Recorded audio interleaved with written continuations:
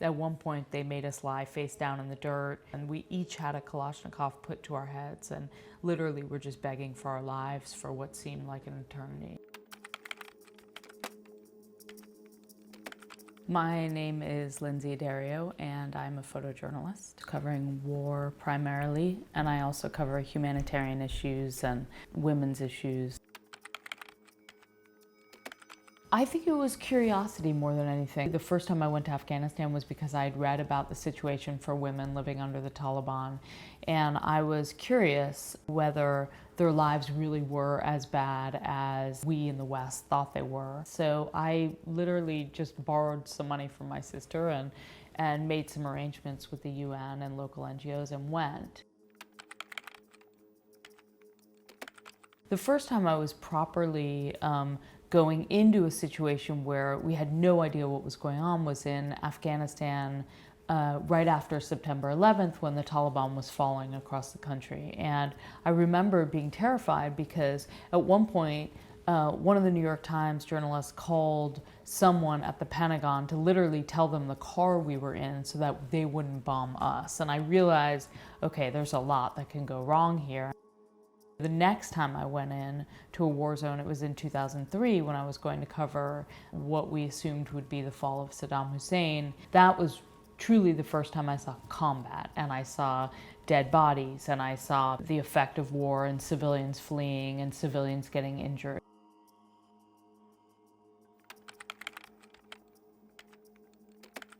There's a photo from the Korangal Valley in Afghanistan, for example, and we literally jumped out of Blackhawks onto the side of a mountain and walked for 6 days with everything on our backs.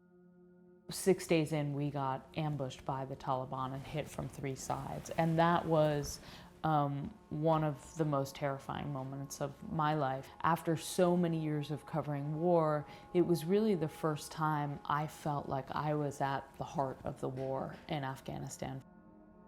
There were 3 soldiers who were shot in that ambush, and Sergeant Rugal was killed. And there is an image of his comrades carrying his body to the medevac helicopter, and it was a very emotional moment.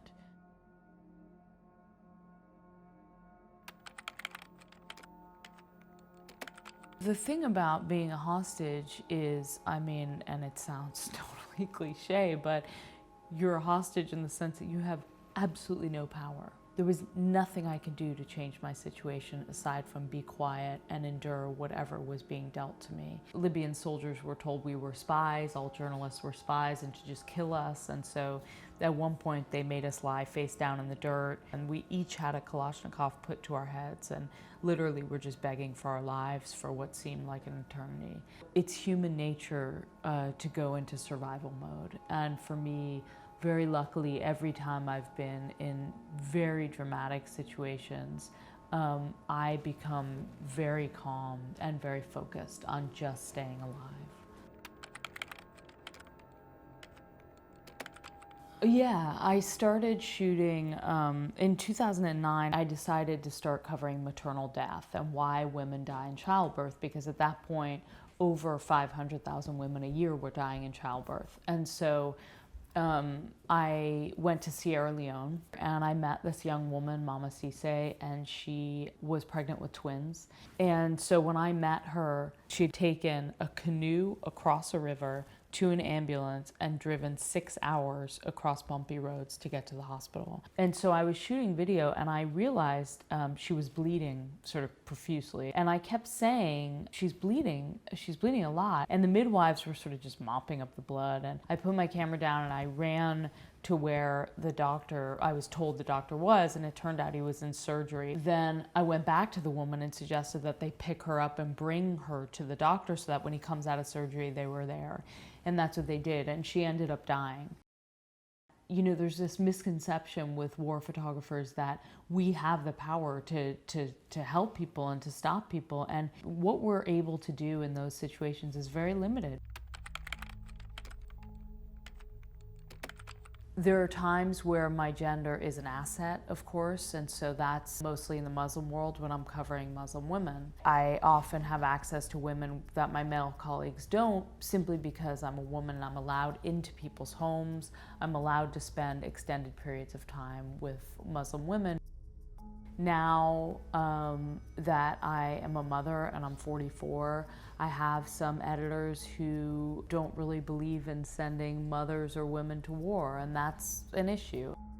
When I received a lot of criticism about being pregnant and working in these places, most people never even asked what were the stories you were working on, and in fact, the irony was that I was covering pregnant women most of the time, and so many of the women that I work with in war zones are pregnant and bearing children every day, and no one really seems up in arms about their situation and their lives.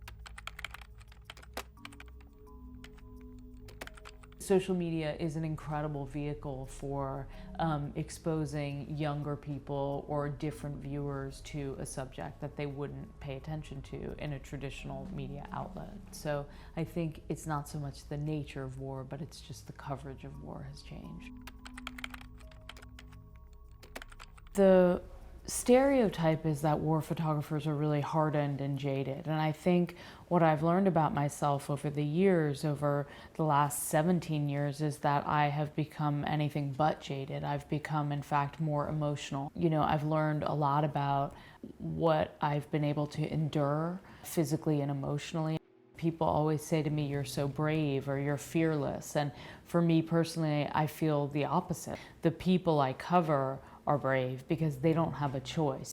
But I choose to go there, and I believe so strongly in the work that it carries me through whatever situation I'm in. When I look at President Trump, for example, promoting falsehoods every single day, he bases nothing on fact. I think that our job is more important than ever. You know, we need to completely counter what he is saying and the lies that he is promoting with the truth. And there is no better way to do that than to be there and to just continue to do our jobs. Doing this work over many years has given me incredible perspective because I understand the precarity of life. I understand how quickly life can be taken away. I've seen some of the most horrific things that I wouldn't ever wish on anyone, and I think it's given me a great appreciation for the life I have.